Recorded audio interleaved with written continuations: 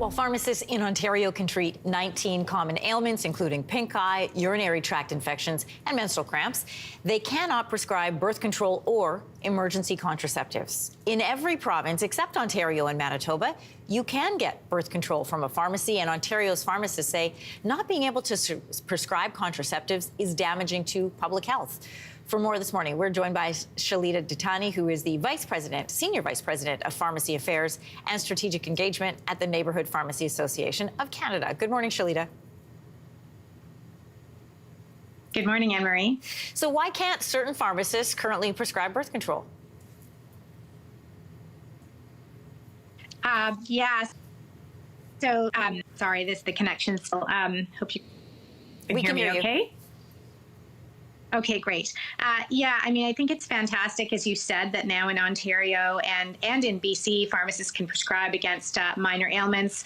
In BC, birth control is one of those minor ailments, and pharmacists have been able to prescribe birth control since April 1st, and we hope to see that now in Ontario as well. How would it improve a larger picture of public health?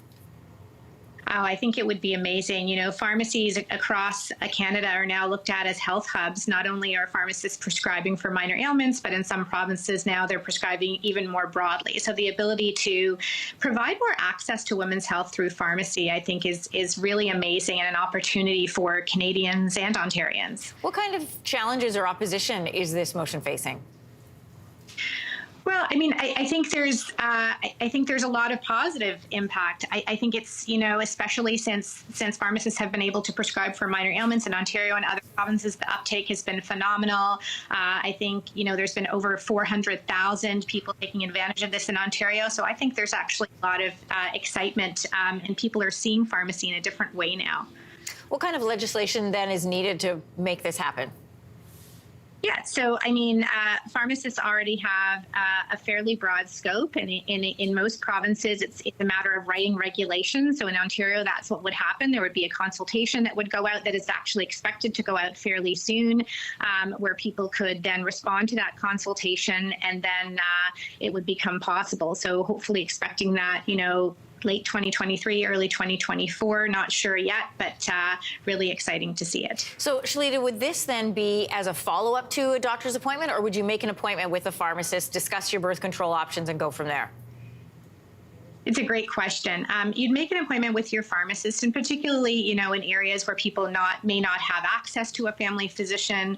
It's just another opportunity to build capacity. And, you know, birth control, women's health it's important not to create barriers to that. So you'd make an appointment. In some cases, you may just go and see your pharmacist. It just depends on how everybody works. And your pharmacist would ask you some questions and do a consultation and an assessment, and then prescribe as appropriate. I think a lot of people would welcome an easier flow and access to health care for sure. But right now, we also know that our pharmacies... Yeah, I absolutely... Yeah, our pharmacies are really backlogged, like most places in healthcare in the country. It can be challenging to get in to see a pharmacist. Are they planning to add more to the system? Well, I think pharmacists have already been operationalizing. You'll see more and more, as you mentioned, Anne-Marie, you know, making appointments. You'll see the use of pharmacy technicians more and more. I mean, you know, our new grads are excited to come out and prescribe. That's what we're trained in school with a doctor of pharmacy now. And so we're trained in therapeutics. We're trained in the elements of prescribing, and excited to help, you know, build capacity along with, you know, it's healthcare as a team as we see it. So along with other primary care providers, we're excited to help as well. Shalita, thanks for coming on today. Thanks very much.